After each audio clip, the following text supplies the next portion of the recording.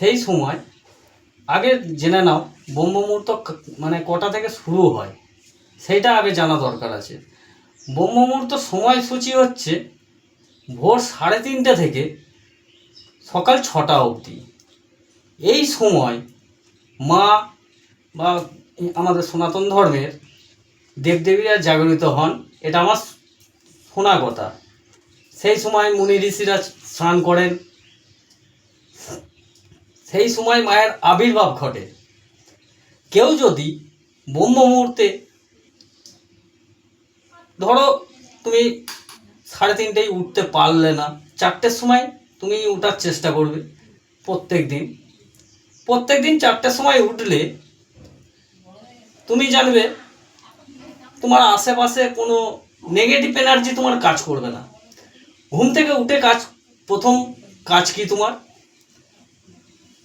ঘুম থেকে উঠে প্রথমে দর্শন করতে হয় হাত, নিজের হাতকে এখানে দর্শন করতে হয়।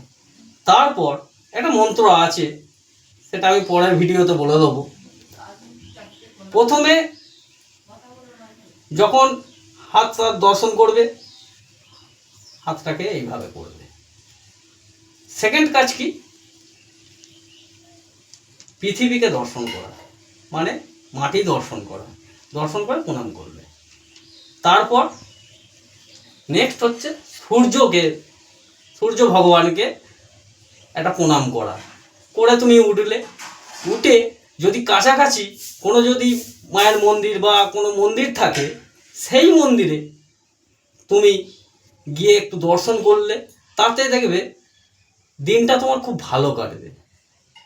ঠিক আছে, বোঝাতে পারলাম? আচ্ছা, আর একটা প্রশ্ন ছিল বাবা। করো। আমি বলছিলাম কি, রুদ্রাক্ষ কি সবাই ধারণ করতে পারে?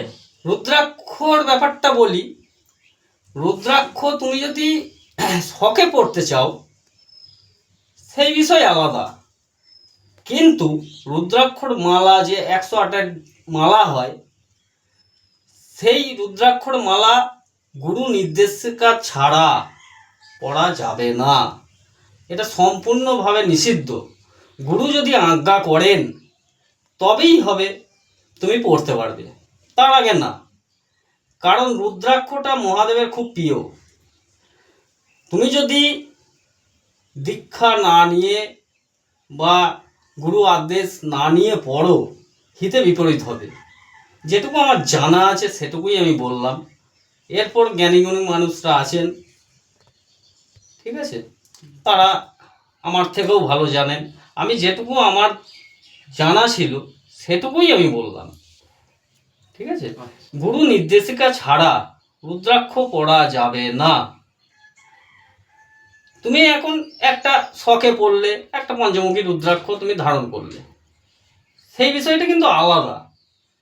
কিন্তু তোমার যদি দীক্ষা হয়ে থাকে, তুমি যদি পুরো মালা পড়তে চাও রুদ্রাক্ষ, তাহলে কিন্তু গুরুর নির্দেশ লাগবে।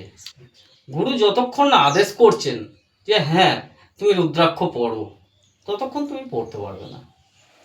বুঝতে পারলাম? ঠিক। জয় মা তারা।